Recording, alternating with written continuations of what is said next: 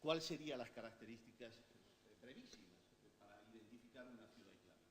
Hombre, un recinto amurallado, ¿no? En definitiva, en el cual crece la ciudad, está dentro y Eso lo tiene también la ciudad cristiana. La muralla, efectivamente. por tanto, a lo específico, tenemos que ir a lo específico. La muralla la tienen las dos ciudades. ¿Qué algo más hay? La Medina, no sé, la Medina. ¿Pero en qué consiste la fisonomía de una Medina para que podamos decir que la Medina es islámica y no un centro, el núcleo? Sí. Ah, que sí.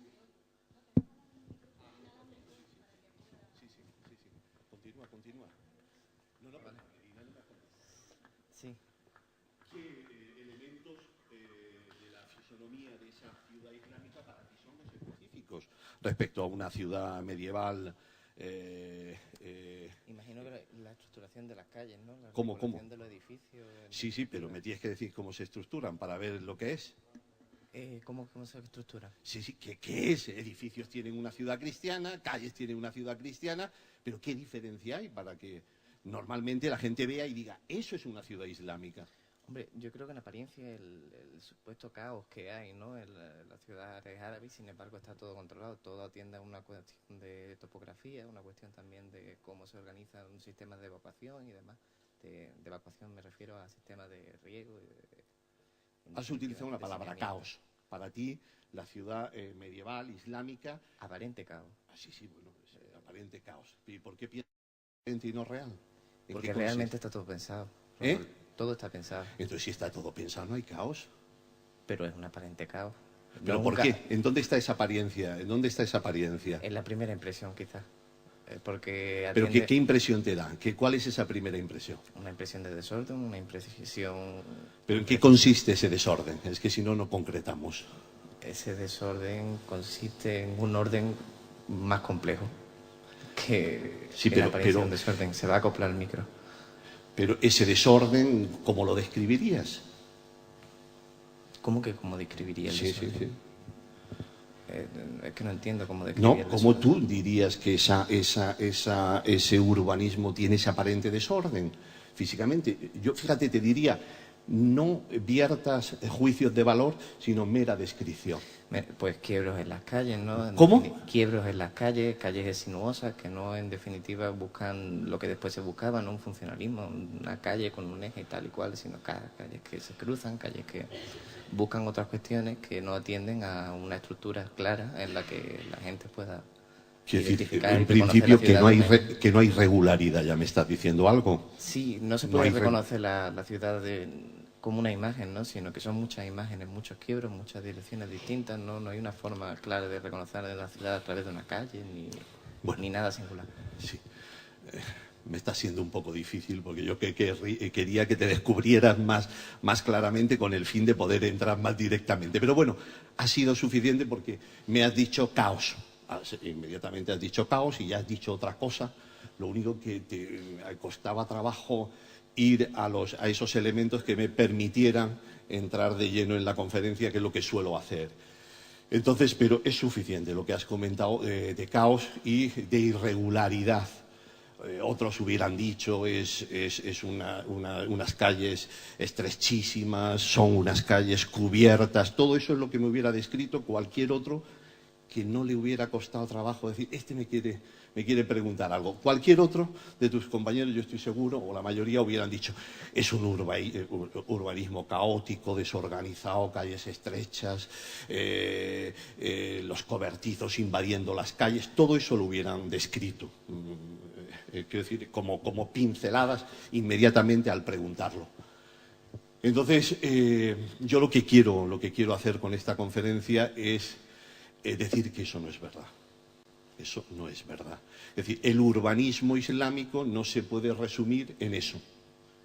Es decir, en el urbanismo islámico sí podríamos decir que en una fase muy tardía, en una fase de saturación de la ciudad, hay algunos de esos elementos, pero no son intrínsecos al urbanismo islámico. No es intrínseco al urbanismo islámico. Y por lo tanto, esa idea de caos, que fijaos que además es una idea negativa, nosotros a eso llamamos caos. obviamente tú has leído algo más, has oído algo más y ya, no, caos aparente, pero no, la gente dice que es caos y no, es decir, no suaviza el término que ya de por sí es peyorativo. Es decir, el urbanismo occidental no tiene ese carácter caótico y el islámico sí. Evidentemente es una percepción desde el eurocentrismo del 19 y de principios del 20 que veía que todo aquello diferente a lo que es la ciudad tradicional, de organización regular, etcétera, etcétera, es que aquello era un caos o que era una ciudad no planificada, porque lo que se entendía es que todo lo que no es regular no está planificado, lo cual es mentira. Es decir, cualquier arquitectura siempre tiene planificación. Es decir, no existe arquitectura sin planificar. Toda la arquitectura tiene planificación y todo el urbanismo tiene planificación. Otra cosa es que discutamos qué nivel de planificación o qué marco general o particular hay de organización, pero siempre hay organización y planificación, incluso hasta aquel aldeano que con su familia decide hacer una casa con sus primos, hermanos y demás en una alquería, lógicamente planifican algo, se sientan y tienen unos mínimos criterios. Por lo tanto, en principio habría que descartar todos esos términos que yo creo que no nos ayudan a entender el urbanismo islámico. Esos prejuicios, esa terminología muy contaminada, nos va a dificultar a entenderlo. Entonces, yo lo que pretendía con esta conferencia era demoler todo eso, decir, no, vamos a quitarnos la contaminación conceptual, terminológica, y vamos a acercarnos a una realidad, a una construcción que responde a una sociedad y a una época, y por lo tanto que responde en función de unas necesidades que esas sociedades tenían, diferentes de otras, y además entendiendo que el urbanismo, ningún urbanismo es estático, ni el que estamos haciendo nosotros. Es decir, el urbanismo todos los días cambia. Lo que pasa es que la percepción que tenemos del cambio en una generación, y más antiguamente, donde los cambios no eran muy rápidos, no se percibía el cambio. Pero desde luego no existe un urbanismo estático. En el momento que el urbanismo es estático, quiere decir, es una ciudad muerta, es una ciudad que se ha abandonado, una ruina, como tantas que nos interesan mucho para ver los diferentes momentos de construcción y de evolución de una ciudad, y esa arqueología de los despoblados, de los yacimientos abandonados, sí nos pueden permitir y conocer y ver ese proceso de continuo cambio. Esa, en parte, es la suerte que tenemos algunos arqueólogos que nos hemos dedicado a excavar un yacimiento. Yo, en el caso mío, que estuve excavando durante 20 años una ciudad viva como es Murcia, antes de venirme al Consejo, estuve allí llevando el servicio de arqueología y aquello me permitió conocer toda la historia de una ciudad. Yo llegaba a un solar, el servicio municipal, y se desescombraba, y más en aquellos años de los 80, se quitaba basura, jeringuillas y otras cosas. Te encontrabas los últimos pavimentos porque ya habían demolido, ya entrábamos nosotros a la excavación y te ponías a excavar y evidentemente descubrías que había toda una historia diferente en el mismo sitio, existían realidades completamente diferentes, no solamente entre la ciudad cristiana, la castellana, tras la conquista, sino incluso en época islámica llegabas a un sitio y te encontrabas que ahí había un cementerio, y que debajo de ese cementerio había una casa, y que debajo de esa casa había un taller alfarero. Realidades urbanas completamente. Entonces, la suerte de tener un yacimiento que te permite asomarte a una realidad diacrónica, eso hace que percibas que esa ciudad ha tenido una historia, en este caso, en el periodo musulmán. No vamos a hablar de las transformaciones tras la conquista, ni la ciudad gótica, ni la ciudad renacentista, ni la barroca, no, todo eso nos olvidamos. Y llegamos a esos estratos y nos damos cuenta que en ese sitio encontramos realidades muy diferentes que nos permiten empezar a entender cómo era la ciudad en la Edad Media, en una ciudad con un periodo, en este caso el ejemplo de Murcia, pondré dos ejemplos que son los que más he trabajado, y Sillasa, pues unos yacimientos con un periodo que pueden ir del siglo, sobre todo, X, el siglo XI y hasta el XIII, que es la conquista, en grosso modo 3 siglos. Entonces nos permiten ver esa ciudad a lo largo de esos 3 sitios, de esos 3 siglos, y darnos cuenta de que nada tiene que ver esa percepción que tienes estudiando el mismo lugar a cómo se ha formado la visión en gran medida orientalista del urbanismo. ¿Qué ha pasado? A lo largo de todo el siglo XIX y primera mitad del XX, los grandes conjuntos urbanos que se han estudiado han sido los norteafricanos y Oriente Próximo. Es decir, sobre todo franceses estudiaron ciudades importantísimas del norte de África y de estas zonas y describieron una realidad. Claro, no se inventaron nada. Todas esas calles, los adarves, cuando la gente dice no, y es específico del urbanismo las calles estrechas y sin salida. Y es específico del urbanismo que, por ejemplo, todos hemos ido, yo creo, casi todos a Fez, que es una de las ciudades que aún ya pensando que en gran medida está muerta, en el sentido de que ya quienes vivían allí ya no viven, que aquello ya está muy enfocado al turismo, que ha habido una sustitución de la población urbana que se ha ido de la marina y que lo que han venido es campesinos que hacen un uso. Pero dentro de eso no es un yacimiento arqueológico, todavía está viva y todavía se puede entender cómo es esa marina, podríamos decir, tradicional. Y entonces ya podríamos poner un término, no diríamos esto es el urbanismo islámico, sino que diríamos esto es una Madina, y evidentemente al decir Madina es islámica, tradicional. Por lo tanto ya meteríamos un término que corregiría ese concepto general que es el que ha calado. Entonces, quienes estudiaron eso, que fueron arquitectos, geógrafos, quienes en un momento dado les interesaba esas realidades urbanas y que trabajaban con el instrumental que tenían. Uno de los instrumentos que normalmente no utilizaban ni podían era la arqueología, para ver que debajo de esa marina con esas características había marinas radicalmente diferentes. Por lo tanto, los estudios sobre el urbanismo islámico, al hacerse sobre esos yacimientos, pues nos ha llegado una imagen muy parcial de ese urbanismo. Yo siempre pongo un ejemplo, que imaginaos que extraterrestres llegaran una noche a estudiar a los humanos y entraran en un geriátrico. Y entonces llegarían ahí con la nave y entonces estudiarían a los ancianos. Se irían con esa información y en ese planeta explicarían y dirían, aquí tienen ustedes, el ser humano es así. Claro, no mienten, que lo han hecho sobre una muestra concreta de seres humanos, pero claro, han metido la pata.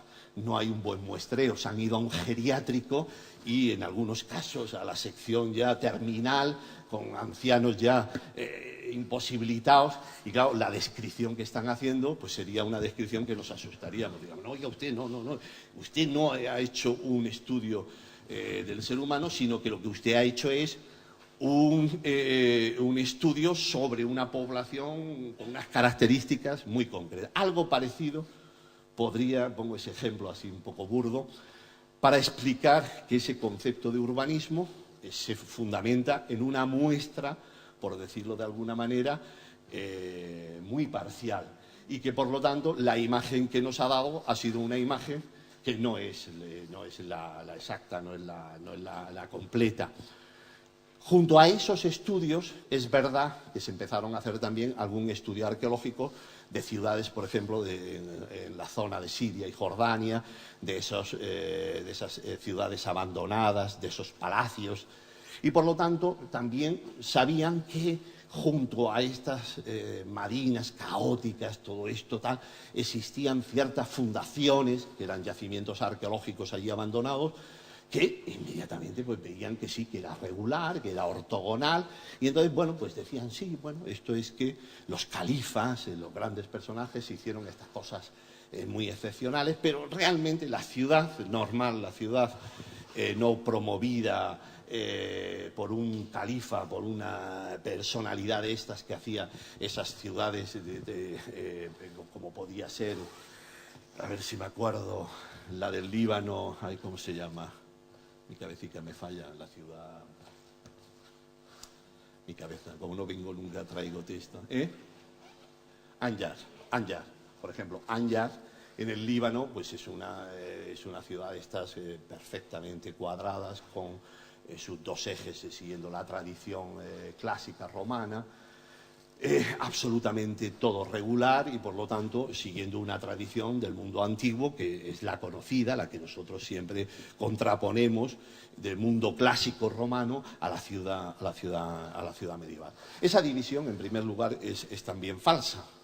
Es decir, la ciudad esa clásica no la descompone, como se decía tradicionalmente, la llegada del Islam. Es decir, que la conquista del Islam llegó a esas ciudades que parecía como si estuvieran intactas y que el Islam, por ese desinterés por todo eso, terminó convirtiéndolas, por ejemplo, Damasco es una ciudad helenística, tal, pues la llegada. Claro, hoy día, como se han hecho excavaciones en todas estas ciudades, ya se ha descubierto que la transformación de la ciudad clásica se produce varios siglos antes de la llegada del Islam.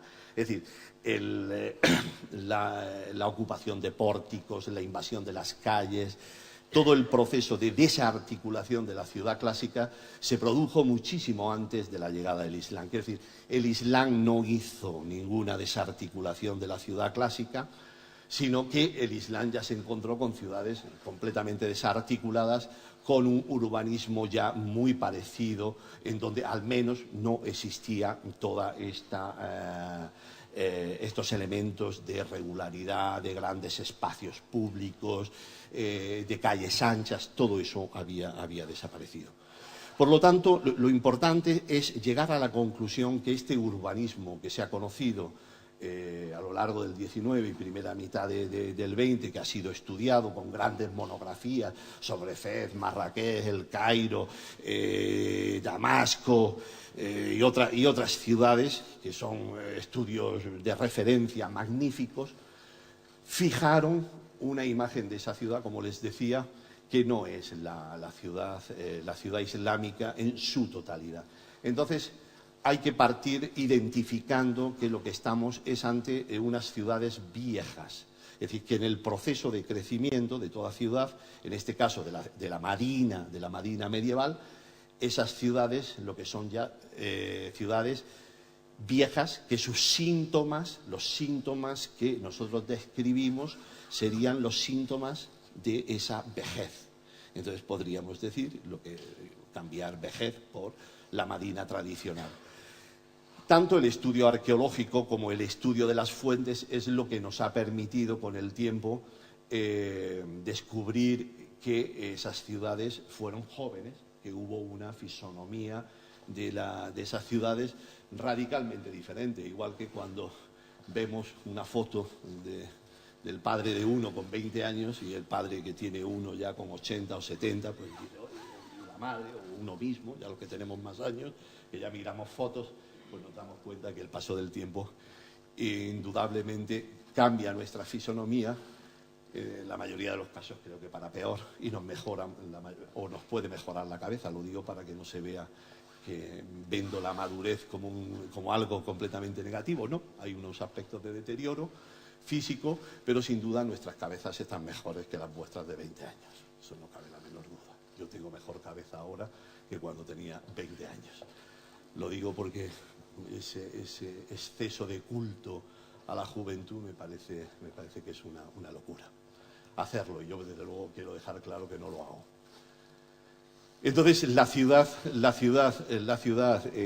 medieval joven, la ciudad islámica joven, presenta una fisonomía radicalmente diferente. Voy a poner algunas imágenes porque si no ya me oyen demasiado. Esto era un poco esa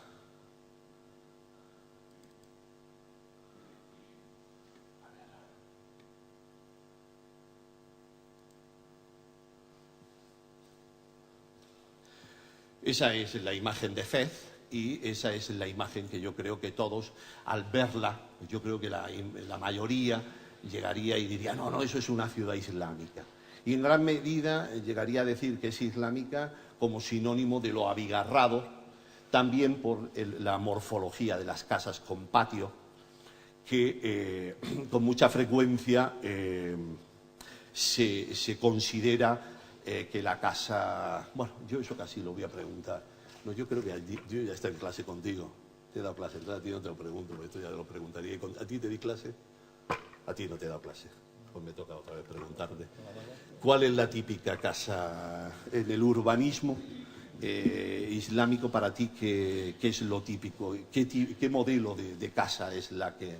La casa con patio. Con patio. Y aquí en Granada, todas las casas del 16 y en cualquier otro sitio, en Italia, que no ha habido Islam ni nada y nos encontramos la casa con patio, ¿qué pasa? La plagiaron seguro. Y la plagiaron, ¿no?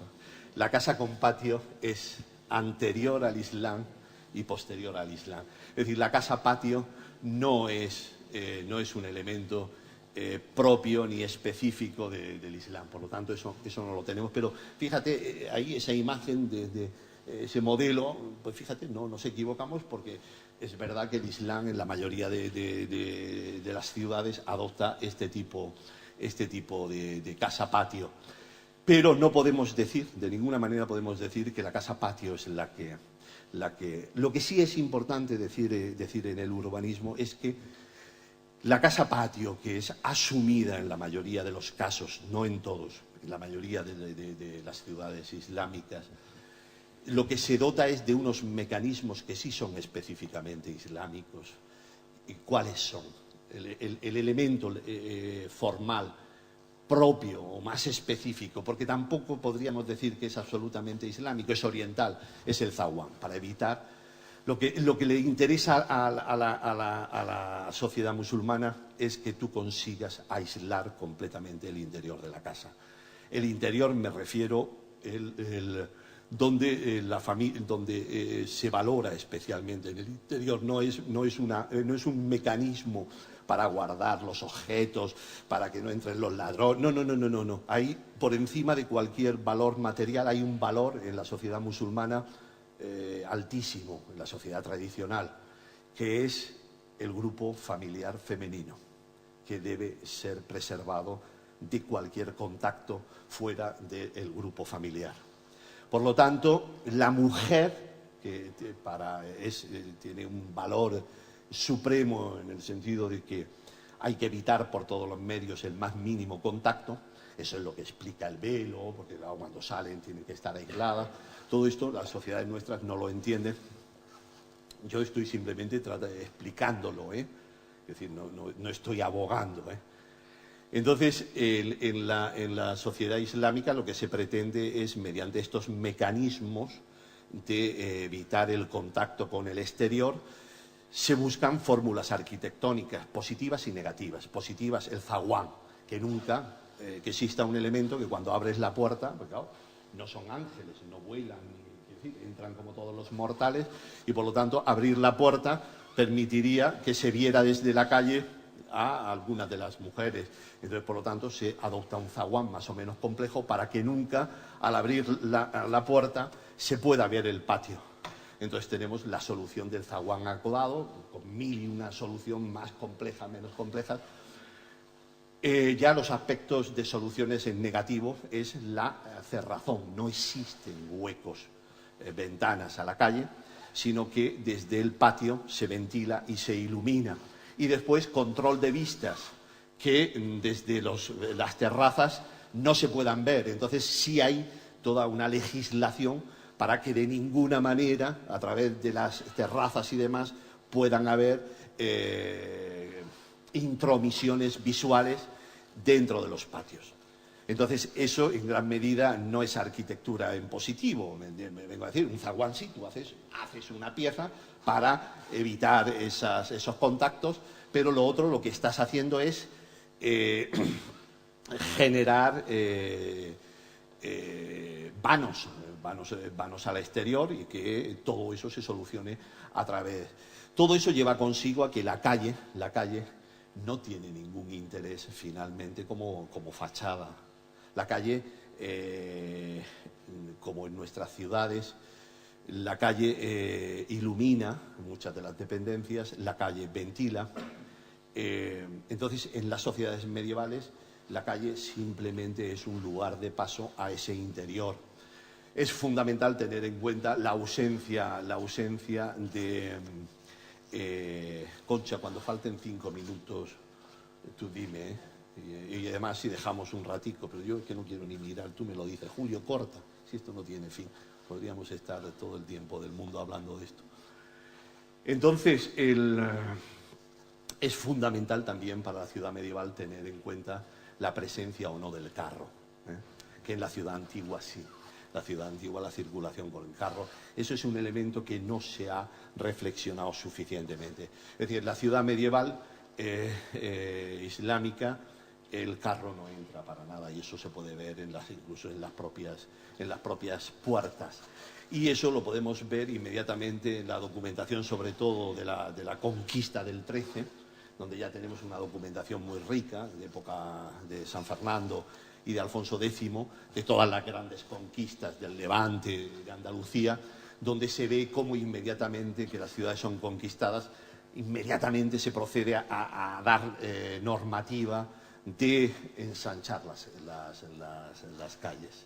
Entonces, ese es un elemento muy a tener en cuenta. El cambio de modelo de familia, es decir, una familia andalusí que no quiere apertura a la calle de ningún tipo, y una sociedad castellana que llega, que no tiene ningún problema en que sus zaguanes, sus puertas puedan ser directas al patio, y que quieren una apertura de sus habitaciones a la calle, por lo tanto, y sobre todo la entrada, el intento ya de que el carro entre, y eso empieza, esas grandes transformaciones urbanísticas empiezan por el cambio de las puertas.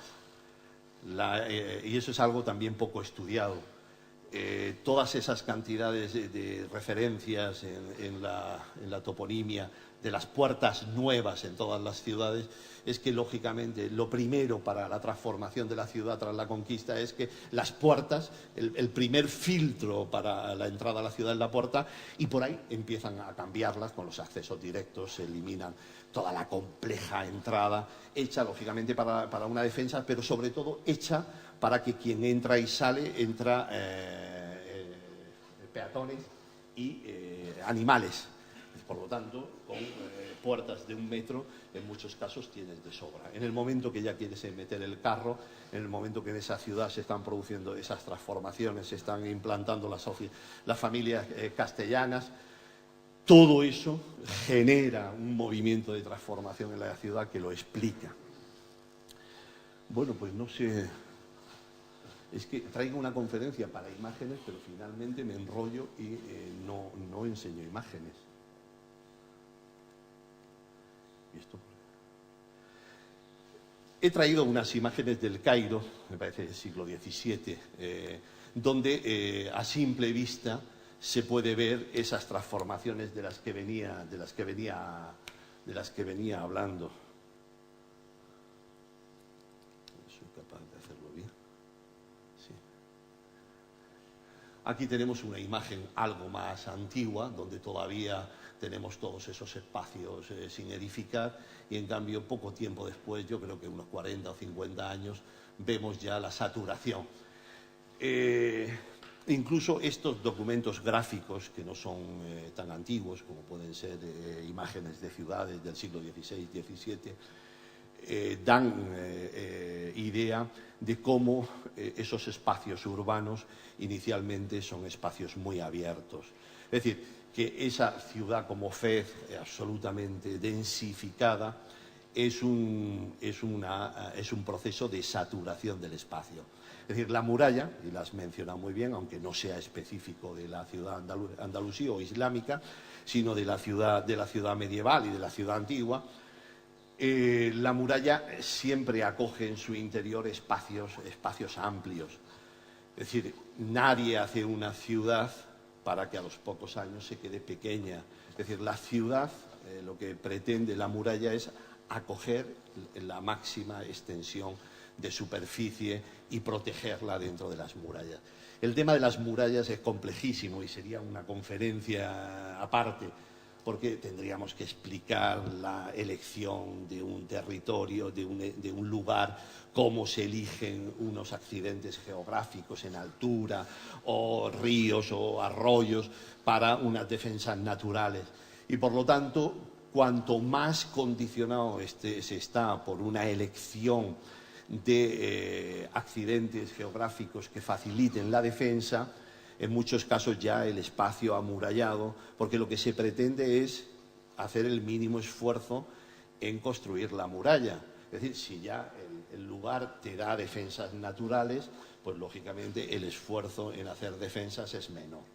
Entonces, el tema, insisto, sería muy complejo el explicar cómo se eligen esos lugares, cómo esa topografía, la mayoría de las veces, es la que ya indica dónde va la muralla, y cómo, por ejemplo, aquí en Granada, cuando se hace la ampliación del Albaicín y se lleva la muralla hasta San Miguel Alto, no se lleva allí la muralla porque es que dentro estaban ya las casas, sino se lleva la muralla allí porque lo que se pretende es que un punto que debilita la defensa, como es una montaña frente a la ciudad, una vez que la ciudad de Granada, todo lo que es la zona de San Nicolás, el núcleo del Albaicín Alto, ya ha empezado a bajar hacia la cuesta del Chadwiz, hacia El Salvador, hacia toda esa zona, lógicamente te ves obligado para defender eso, llevarte la línea de muralla a un accidente.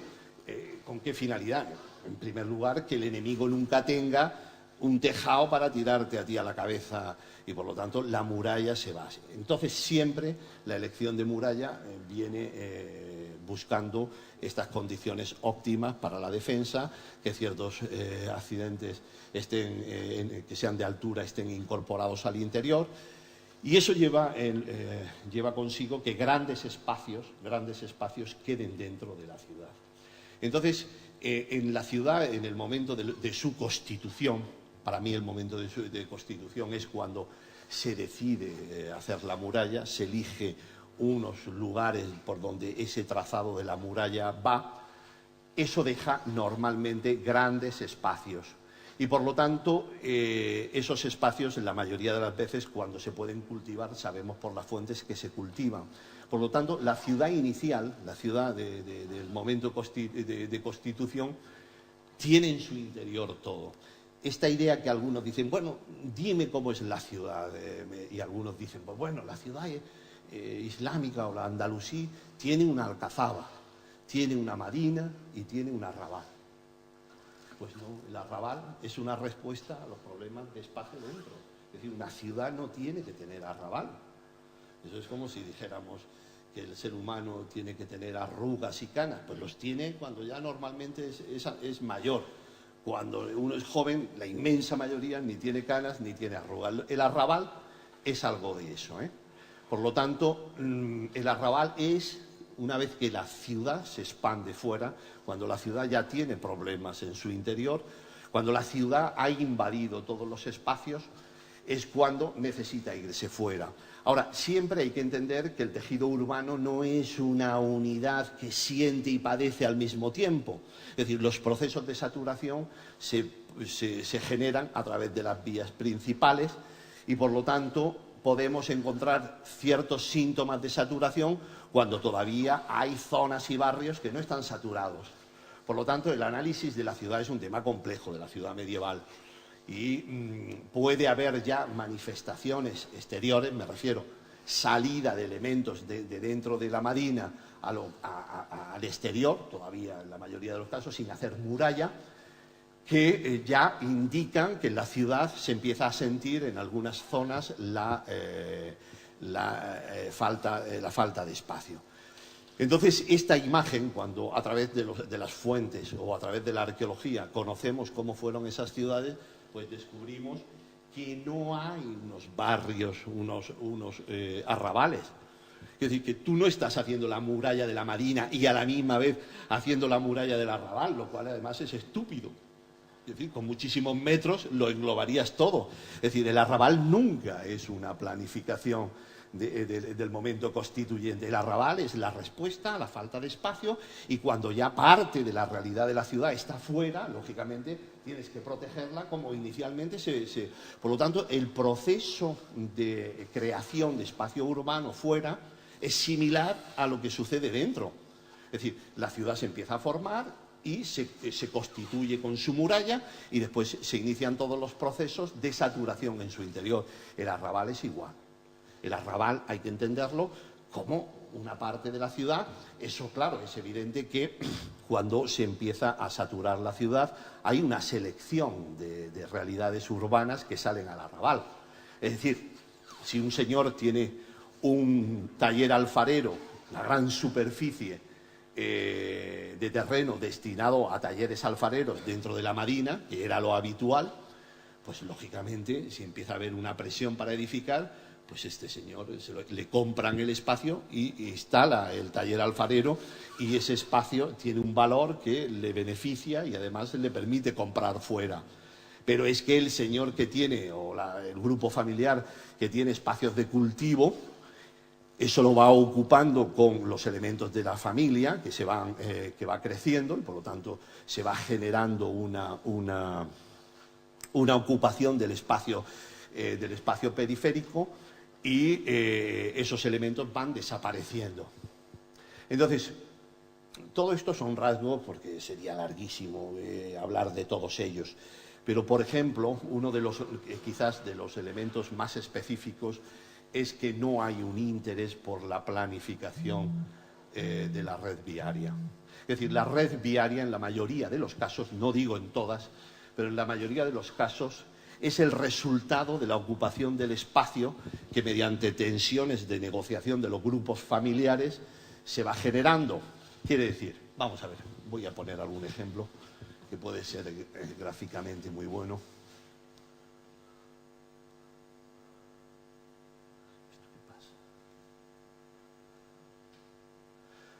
Esto es una imagen de una ciudad de la actual Jordania, un Al-Jimal. Es una ciudad de época bizantina con ocupación omeya. Pero es muy interesante ver cómo aquí estamos ante un urbanismo en donde no hay interés por organizar una red viaria previa, que es lo que estamos acostumbrados. Se decide primero cuáles son los espacios públicos, tal y como hoy día los vemos en las ordenaciones de los espacios nuevos que se van edificando. Yo creo que muchos de ustedes habrán visto, como yo, estas urbanizaciones que ahora mismo se han paralizado, donde las calles están pavimentadas, las farolas, todo el espacio público está hecho y los solares están sin edificar. Eso cada día ahora por la crisis se nota mucho más. Quiere decir, se organiza el espacio común, el espacio público, y después se va edificando. Eso en el urbanismo medieval en general no existe, pero en el islámico menos. Es decir, la calle sería un resultado de la saturación de estos espacios que irían dejando mediante la ocupación y saturación de todo esto, porque lo que tenemos que entender es que normalmente en estas ciudades, con una organización clánica, donde vienen grupos familiares, se van agrupando en diferentes lugares, y esas familias amplias, que no es la familia nuclear que nosotros conocemos, va ocupando el espacio y, lógicamente, en un proceso, si aquí hubieran pasado algún siglo más, pues ya nos hubiéramos encontrado perfectamente formada una calle estrechita, porque las casas hubieran ido llegando a ocupar todo el espacio mediante negociaciones dentro de los grupos familiares, y finalmente pues hubiéramos tenido aquí una calle sinuosa, hubiéramos tenido algún que otro adarve para la entrada a esos espacios, a fincas más amplias que han sido divididas y que tienes que abrirle un pasillo para el acceso a las nuevas parcelas. Por lo tanto, a través de la arqueología y a través de estas ciudades abandonadas en un momento inicial, podemos entender cómo se produjo esa colmatación, saturación del espacio. Yo creo que es importante en esa depuración que hablamos de la terminología, entender que siempre todo urbanismo tiene un agente impulsor, siempre hay planificación y obviamente siempre hay unas formas, una morfología. Entonces es interesante a través de esto darnos cuenta, en primer lugar, que no podemos hablar como en muchas obras tradicionales de urbanismo que se dice es que estamos ante una ciudad planificada o no. Planificado como sinónimo de ciudad con una morfología regular, ortogonal, donde evidentemente sí se ha pensado en las calles antes de la ocupación particular de esos espacios. Pero en principio debemos entender que todo urbanismo tiene un agente impulsor, aunque ese agente impulsor no sea una autoridad oficial, puede ser la comunidad. Es decir, está claro que en esos barrios de esta ciudad, de la actual Jordania, un Aljimal, esos grupos familiares planifican cómo van ocupando, porque tienen que negociar entre ellos cómo se ocupan esos espacios vacíos. Hay una planificación, hay un agente impulsor, aunque en este caso es una comunidad, no es una autoridad. La planificación puede ser total, como hablábamos antes, cuando se organiza la red viaria, la muralla red viaria, y daría unas formas regulares, ortogonales casi. Podemos hablar de una planificación parcial, cuando la autoridad o quien sea decide hacer una muralla, decide colocar el baño, la mezquita. Por lo tanto, hay ciertos grados de planificación y tenemos también una planificación mínima, pero que existe, que obliga a que no hablemos de ciudades planificadas y no planificadas. Y la morfología, como pueden ver, nos podemos encontrar morfologías muy diferentes y no siempre la morfología nos dice si es una autoridad oficial o la comunidad la que lo está haciendo, porque el interés de la autoridad oficial puede ser general, como pueden ser estas ciudades omeyas que estamos hablando, que se organizaban en su totalidad, o Medina Zara, donde sí hay un interés muy grande de organizar el espacio, pero en la mayoría de los casos sabemos por las fuentes que las autoridades, el califa o el emir de turno, decía de fundar una ciudad, se ocupaba de organizar que se asentaran aquí esta tribu, la otra y la de más allá, que se hiciera la muralla, que se hiciera el baño, que se hiciera... Pero ya lo que es la organización del barrio lo dejaba a ese grupo que iba ocupando el espacio como bien creía. Otro de los rasgos que tradicionalmente hablamos de ese urbanismo, como es, por ejemplo, la ocupación del viario con cobertizos, eso, como os decía, es algo que siempre le llama la atención a todos y creen como que es que les gustaba diseñar las casas y las calles de esa manera. Es decir, nosotros cuando nos encontramos esa ocupación en altura, tenemos que pensar que eso es una respuesta a la falta de espacio. Quiere decir, cuando nosotros tenemos una parcela fundacional donde no existe problema grave de espacio, es decir, se eligen parcelas amplias, esas parcelas después por mera división hereditaria se fracciona. Ese fraccionamiento que se da normalmente a hijos, mientras que esas nuevas parcelas, que lógicamente son fracción de la antigua, compensan pérdida de su primitiva superficie mediante la expansión lateral. Pero llega un momento en que esas expansiones de las parcelas en la superficie tiene un límite, no pueden seguir expandiéndose en horizontal. Inmediatamente tenemos la respuesta del crecimiento en altura. Para nosotros es absolutamente normal pensar en edificios de plantas. Es decir, yo creo que muchos no han llegado a pensar que la casa en altura no es lo normal. Es decir, si todo el mundo pudiera hacerse una casa, si nadie tuviera problemas de espacio, nadie se iría a la planta alta. Por una sencilla razón, porque todo el mundo sabe que uno se rompe la pierna, que uno se pone enfermo con una dificultad de locomoción. Ya los que somos algo más mayores, cuando nos compramos una casa con 2 plantas, viene tu familia y te dice no, porque enseguida Tú piensas ya que con los años que tienes te puedes encontrar que no. Y además, fíjate que en planta baja, si te pones malo, si tienes la habitación arriba y abajo, bueno, toda esa casuística, que la experiencia lo da, nos hace ver que la respuesta de tener una casa repartida en plantas no es lo normal. Lo normal es que todo lo tengamos. Por lo tanto, cuando tenemos una arquitectura que se eleva, es una respuesta siempre a un problema de espacio.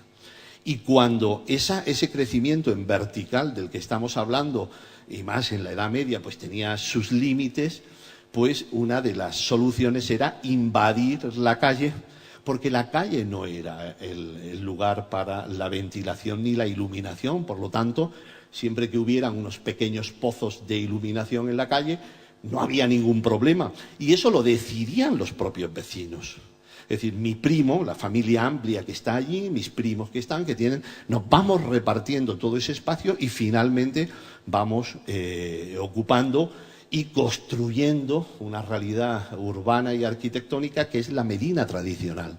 Pero insisto que la Medina tradicional es esa respuesta a todo un proceso larguísimo de ocupación de un espacio urbano, respondiendo a las necesidades que desde su fundación van teniendo quienes están allí y por lo tanto no tienen problema de dar respuesta mediante estas vías de solución.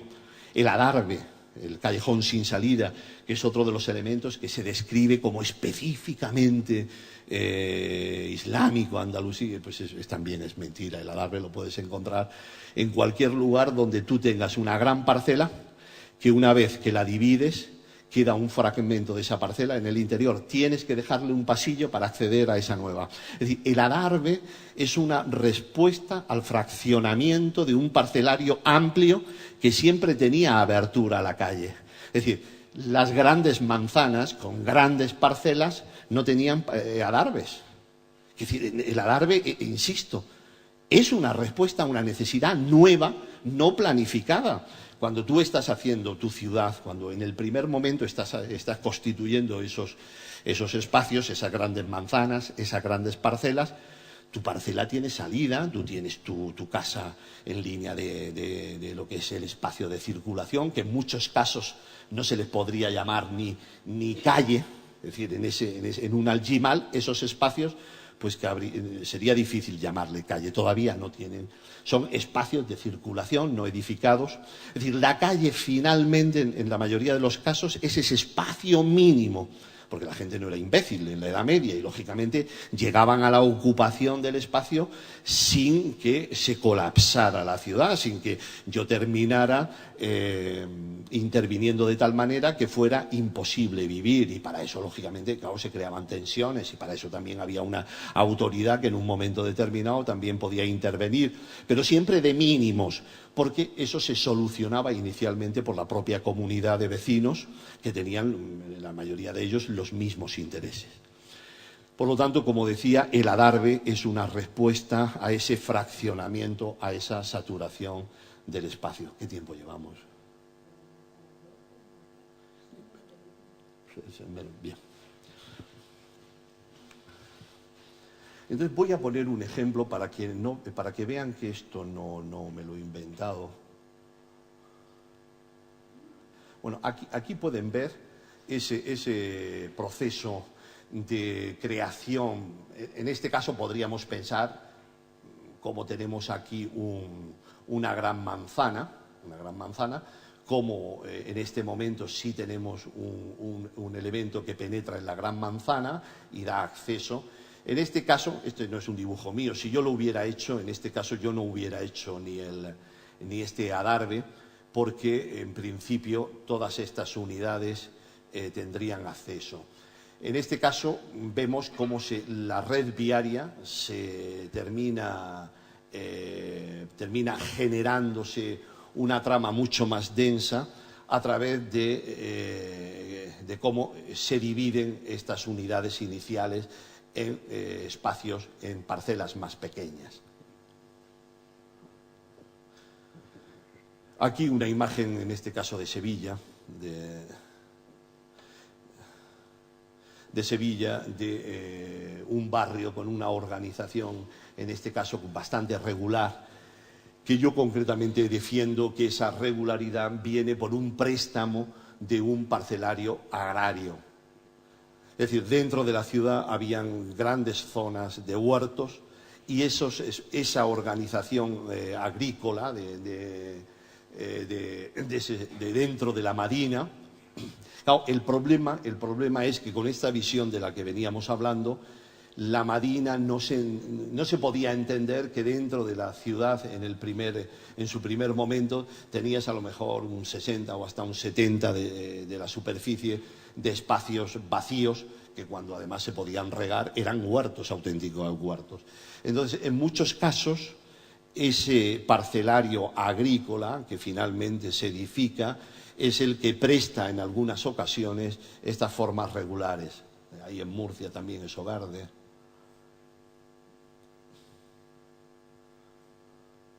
Voy a ir a otro caso más, creo que es mejor. Voy a ver.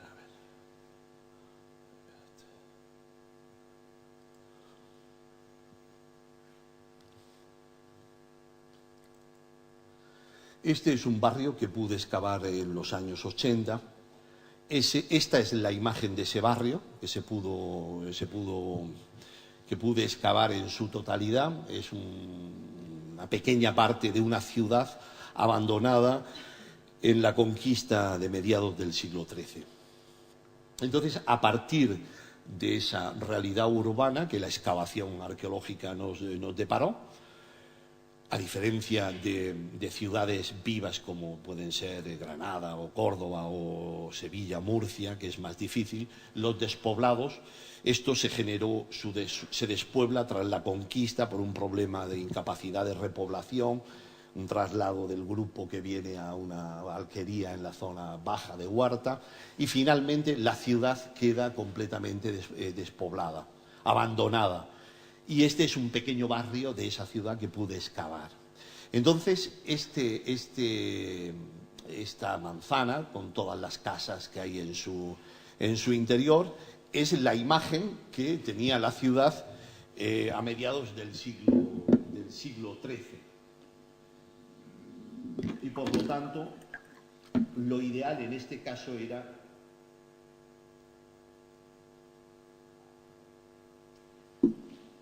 ver si éramos capaces de entender cómo se había formado, cómo era un reto. La arqueología en este caso nos podía dar información de cuál fue el proceso formativo. Por lo tanto, si aquí podíamos ya hablar de un tejido saturado, por lo tanto un tejido viejo, ¿habría posibilidad a través del análisis arqueológico entender cómo ese barrio fue 2 siglos antes o 3 siglos antes, cuando ese espacio empezó a edificarse? ¿Había forma de explicar cómo todo esto se formó? Aquí teníamos un reto, que es que se decidió en su día conservar y por lo tanto no podíamos destruir. Es decir, la arqueología, ya saben todos ustedes, que es un proceso de... la excavación es un proceso destructivo. Es decir, cuando excavas, la estratigrafía la eliminas. La información que hay en esa estratigrafía la eliminas y mucho más si además das el paso de eliminar los momentos de ocupación. Imagínense que tenemos las casas del XIII y queremos conocer cómo era aquello en el siglo XI. Es decir, es lógico y legítimo que como investigadores queramos hacer eso. Eso es como la medicina. Pues muchas veces a los médicos les gustaría intervenir y hacer experimentos no con muertos, sino con vivos, porque ves cómo reacciona, pero evidentemente no puedes hacerlo.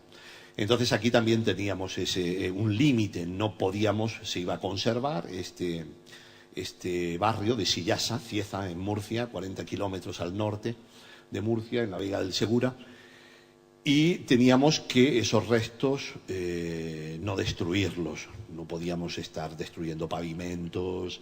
Y entonces empezamos, lo digo porque en ese momento no teníamos un instrumental.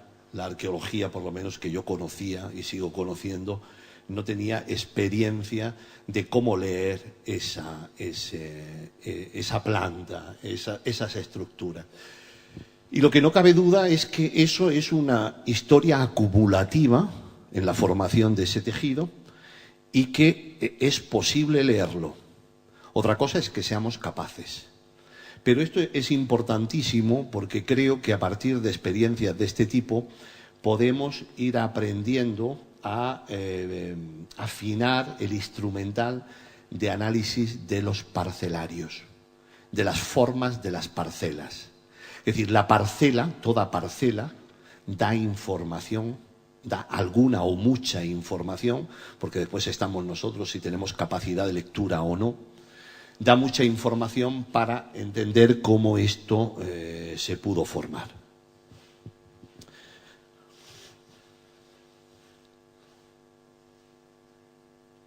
Esto es una sección de las casas, de algunas de las casas que allí habíamos excavado, donde además se podía ver perfectamente cómo se habían invadido algunas de ellas sobre las calles, como vemos aquí. Esto es otra calle. Aquí tenemos otro ejemplo con la calle y cómo la casa vuela por encima de esa calle que queda en una cota más baja. Tenemos que pensar también que además esto es una manzana de casas en ladera, no está en llano, con lo cual es otro elemento distorsionador. Esta casa, que es concretamente la 9, la tendríamos, la 9 es esta. A ver, no, perdón. No es la 8, perdón. Esta es la casa 8. Esta casa es la que estamos viendo ahora mismo aquí. Entonces empezamos a hacer un estudio exhaustivo, casa por casa, planta por planta, un análisis muro por muro, para ir viendo si eso nos podía dar una información sobre el crecimiento de la ciudad. Entonces, así de entrada, podíamos ver que junto a casas grandes, como puede ser esta, esto es una casa grande, esto es otra casa grande, no obstante ya esta casa, cuando se edifica sobre una vía pública, aun siendo grande, tenemos que pensar que es una respuesta también allá a un problema de falta de espacio. Pero junto a casas de cierta extensión nos encontrábamos casas pequeñitas. Esta es una casa, esta es otra casa muy pequeña. Aquí dentro de este grupo de casas nos encontramos la casa 12, que es todo esto, con este elemento, la casa 14, que es esto, junto a una casa más grande, que es todo esto.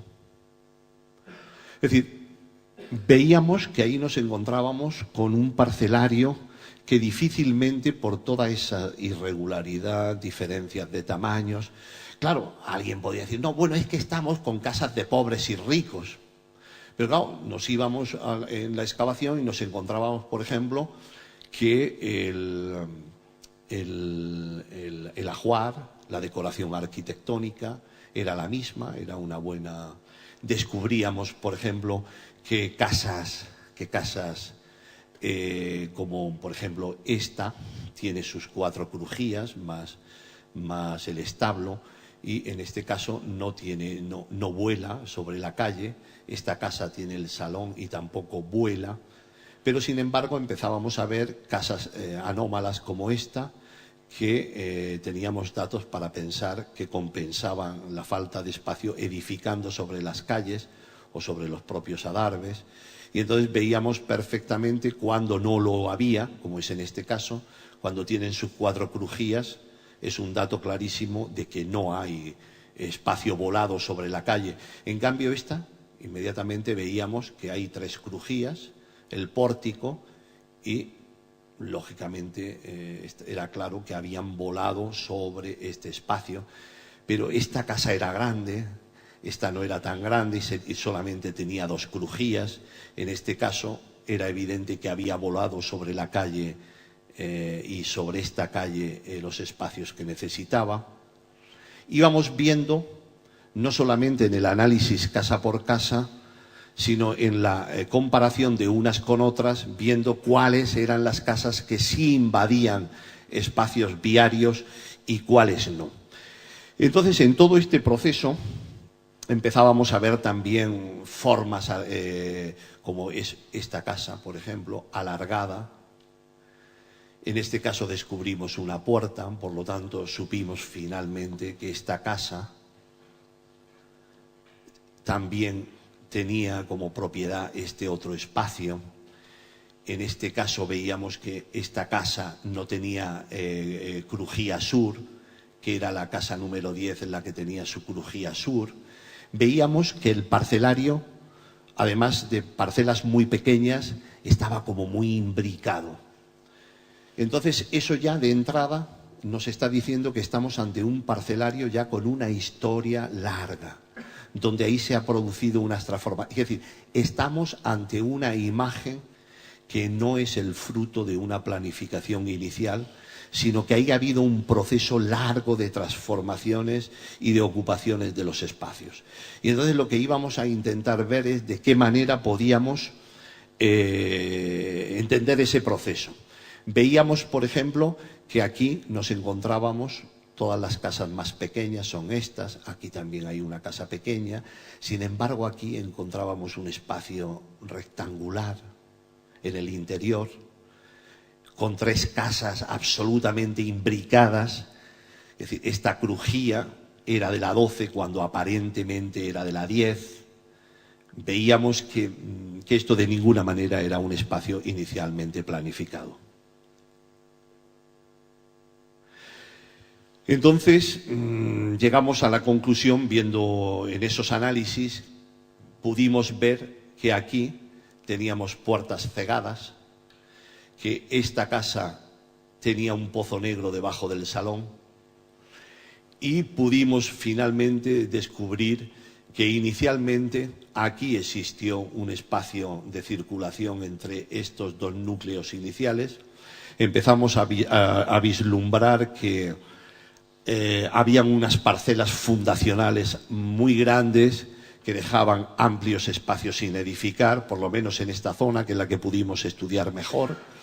Pudimos ver que esto era un gran espacio sin edificar en el primer momento, que este espacio entre los 2 núcleos más antiguos estaba también sin edificar, y habían pruebas absolutamente elocuentes.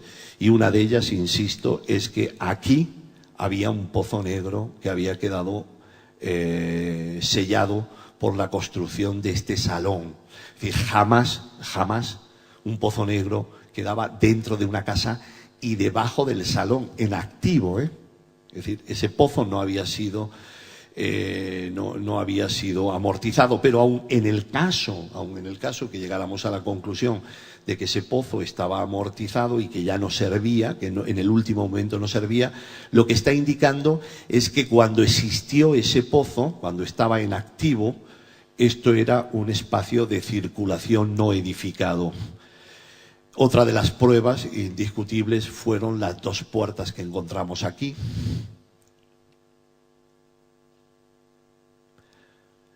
Y sin duda era también elocuente este muro continuo que nos permitía pensar que aquí existió un frente de edificación con estas 2 puertas y con este pozo negro. Vimos finalmente que en origen todas estas casas eran amplias, eran casas al menos con 2 núcleos, con 2 patios, que tenían sus 4 crujías alrededor. Pudimos observar también, por ejemplo, aquí, que todavía se podía reconstruir la crujía de este primitivo núcleo, cuyo patio era todo esto, que esto era restos de esas crujías de este primitivo núcleo del que estamos hablando, que se podía... Y podíamos ver todos los procesos que ahí se habían formado. Procesos, es decir, en este caso estaríamos en la fase inicial, con 2 grandes núcleos, y cómo se van ocupando, en este caso, Es por lo que antes les decía que estos espacios no se pueden llamar calles, son espacios sin edificar, no ocupados, que la comunidad decide en un momento determinado construirlos. Hay que entender que estos son grupos familiares, es decir, que ahí están los hijos, los primos, y estamos viendo que aquí, en este núcleo, debió producirse inicialmente una segregación en dos parcelas más pequeñas. Esta parcela pudo compensar, mediante la expansión hacia acá, la pérdida de todo este espacio. Esta inicialmente también compensa pérdidas de superficie mediante la expansión. Pero vemos también que tienen que haber unos acuerdos familiares para generar aquí en medio una nueva parcela pequeñísima, como aquí la podemos ver, que es esta, que es la casa 11, aquí la podemos ver, todo esto es la casa 11, en donde todo esto no se puede entender si no es con esos acuerdos familiares. Es decir, la casa inicial que se fractura, la casa azul, esta termina invadiendo este espacio, que en el último momento es suyo, termina conquistando todo este espacio que estaba sin edificar, y esta invade también todo este espacio, pero en ese mismo momento o en un momento posterior pierde una de sus crujías y se genera aquí una conformación de una parcela mucho más pequeña. Todo este espacio que estaba sin edificar finalmente se construyen casas muy pequeñas. Entonces vemos cómo el parcelario, en este caso un parcelario de amplia superficie, con casas normalmente de más de un patio o con un patio y un espacio no edificado, pero una parcela amplia, termina siendo subdividida, termina creciendo en horizontal las parcelas más pequeñas, terminan creciendo en altura. Es decir, podríamos, a partir de todo este ejemplo, entender todo ese proceso de crecimiento. Aquí podemos observar cómo este núcleo que ocupaba estos dos, finalmente cierra, aquí se cierran las puertas y tenemos un pasillo de entrada que es una forma anómala. Nunca en un momento inicial de planificación tendríamos estas formas tan raras para poder acceder a este espacio que inicialmente tenía su acceso por aquí. Se entiende ahora que en estos acuerdos de grupos familiares, porque lo que no cabe duda es que esto no se pudo invadir sin que hubiera un acuerdo con estos para poderlo hacer, lo que está claro es que ese grupo familiar que tiene hijos, donde son primos, llegan a una... Eso es lo que nunca la arqueología no lo va a decir, cómo eso se hizo, cómo le dieron forma a esos acuerdos. Lo que sí estamos viendo es los resultados, y los resultados son inequívocos de cómo este tejido se formó. Aquí era en estos estudios que veníamos haciendo, viendo los espacios, por ejemplo, esta casa, la 9 y la... no me acuerdo qué número es este, 18. También por excavación pudimos ver que inicialmente fue una casa más amplia.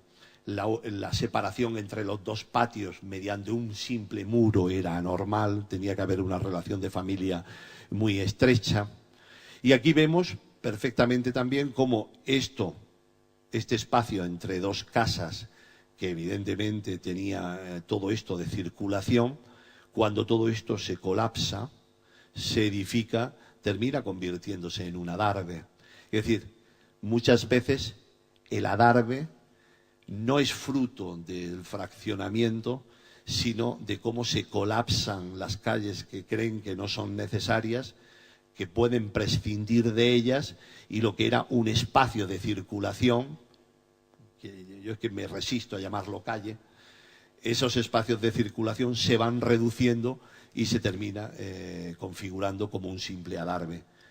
Esa es otra forma de generar adarves, no solamente la que anteriormente les había dicho, que es fruto del fraccionamiento dentro de una parcela Yo creo que he tocado muchos temas y yo casi preferiría ahora que a la luz de o a la confusión que he generado, pues alguna de los temas que les pudieran interesar vayan preguntando y yo, si puedo, les respondo. Gracias.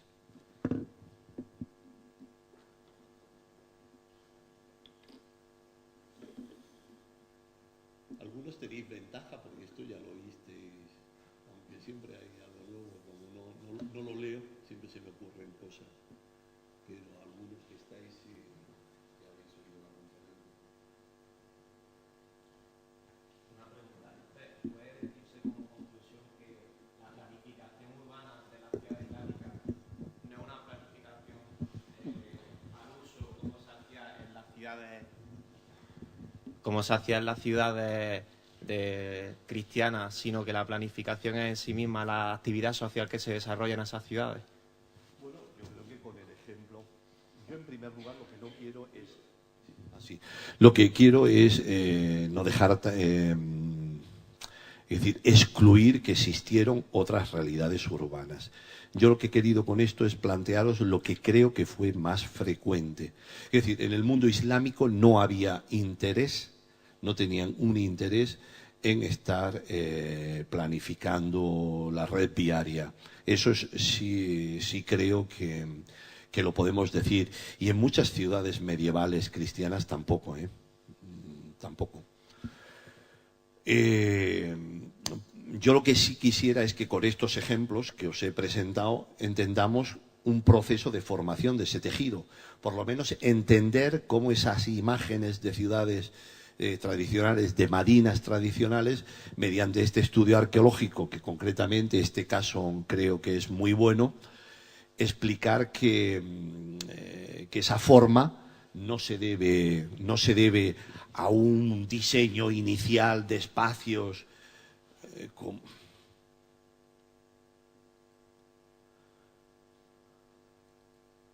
Yo me he llegado a encontrar compañeros que cuando publiqué esto pues entienden que esta calle paralela a esta, sin entender, por ejemplo, que las curvas de nivel en una ladera te obligan perfectamente a que sin ninguna planificación tengas que ir generando una traza de calles paralelas por las curvas de nivel, pues han llegado a ver ahí organización. Todo esto además en el mundo de la arqueología, que la mayoría de los arqueólogos no saben urbanismo, pues se dicen disparates todos los que queráis y por escrito tenemos todo lo que queramos de disparates, simplemente porque quien hace ese tipo de trabajos no conoce el abecedario del urbanismo. Y yo creo que en algunos casos quienes saben algo de urbanismo no conocen bien el urbanismo medieval y muchas veces también meten la pata. Yo creo que para hacer buenos trabajos, y hablo porque creo que hay que hablar de futuro, por desgracia hay muy pocos estudios de este tipo. Esto que estoy presentando de cómo se forma un tejido urbano, yo desconozco en la bibliografía. Yo ya después de 30 años no conozco ni un solo ejemplo que en ningún sitio hayan explicado cómo se forma una. Sí tenemos, insisto, plantas de ciudades abandonadas que se conocen como eran, pero intentar a través de un ejemplo como es este, que lógicamente no tiene la complejidad de una Madina que llega al siglo XIX y donde además no se pueden hacer excavaciones porque la ciudad está en pie, pues ejemplos de este tipo donde ya podemos hablar que tenemos una trama urbana saturada, ver cómo se ha formado ese tejido, entendiendo que el parcelario, que el análisis de la parcela te da ya pistas. Es decir, una parcela que no tenga 4 crujías alrededor ya te dice que ahí algo pasa. una parcela que se imbrica con otras parcelas de una manera no limpia, te está diciendo que ahí hay una historia de fraccionamiento, porque nadie está haciendo parcelas junto a la del vecino ahí imbricada. Es decir, eso en un parcelario inicial nadie hace nada de eso, porque todo el mundo lo que quiere es un parcelario con cierta regularidad. Por lo tanto, a partir de ir detectando todo eso en un yacimiento arqueológico, yo creo que se pueden llegar a conclusiones tan satisfactorias como puede ser esta. Pero hago hincapié en que no es el único urbanismo, ¿eh? Sí, sí hay un ejemplo conocido recientemente, que es Medina Zara. Estuvimos en la conferencia de Antonio Vallejo y lo está demostrando, que hubo una planificación previa y luego una evolución de esa ciudad en muy poco tiempo. Sí. No fueron más de 50 Pero años, me parece. Tú lo que estás hablando es de los ejemplos de casas, Claro. y de edificios que él documenta que hay una organización previa. Sí. Lo que yo estaba hablando... No, pero en la ciudad completa, no solo en los 2 o 3 edificios que se conocían ya de antes. Don Félix Hernández Jiménez hablaba del Salón Rico, que fue una etapa posterior a la fundación de la ciudad. La Dar Arjun también Sí. Pero él ha documentado en prácticamente toda la ciudad que hay excavada, claro, que es mínima. Que no es ciudad, que es el Alcázar. Claro, lo que está excavado, lo que está Es decir, excavado. pero que no solamente no hay excavado ciudad, Madina, lo que tenemos es la excavación del Alcázar, de lo que son los palacios, con una organización de los palacios anteriores. Sí, eso lo conozco. No, pero yo estaba hablando... Que es único con tu caso, que además te da la razón perfectamente. Sí. Una planificación previa y luego un desarrollo condicionado por actividades sociales. Ajá.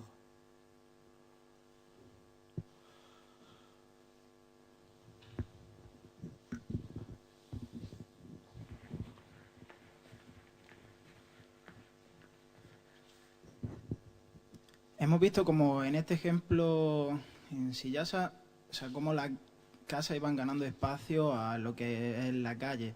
O sea, como conclusión me llevo que la calle quedaba como en un segundo plano. Claro. Pero no había ningún espacio que se crease, como, o sea, que fuese más importante su uso, como por ejemplo, no sé, la Alpujarra sí vemos que se crea un espacio público más grande en las zonas donde se puede acudir a recoger agua. ¿No existía ese ejemplo? Vamos a ver, el ejemplo que yo os he puesto es un barrio, un pequeño barrio de la ciudad, y por lo tanto la información se limita a ese barrio. Yo estoy convencido que siempre toda ciudad que se crea sobre una realidad de caminos previos, y por lo tanto hay elementos ya heredados de caminos que están existiendo, de una mínima organización. Lamentablemente, la información es una información solo de una mínima parte de ese yacimiento, que además es muy grande. No te puedo hablar del resto porque está sin excavar, pero todo núcleo de estos, cuando se constituía, habían unos espacios, insisto, de caminos y de relación de la ciudad con el exterior, que muchas veces eran caminos preexistentes. Es decir, que la ciudad se creaba sobre una realidad ya existente de caminos, que eso lógicamente la ciudad respetaba.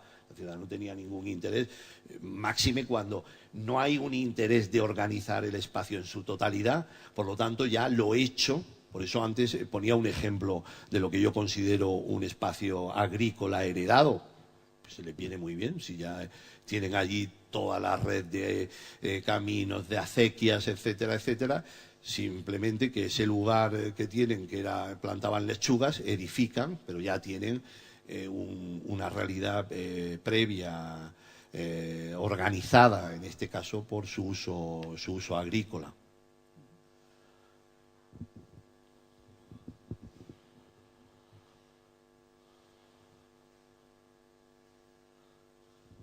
Concha, ¿te ha quedado todo claro a ti? Bueno, se notan los años de la escuela, ¿eh?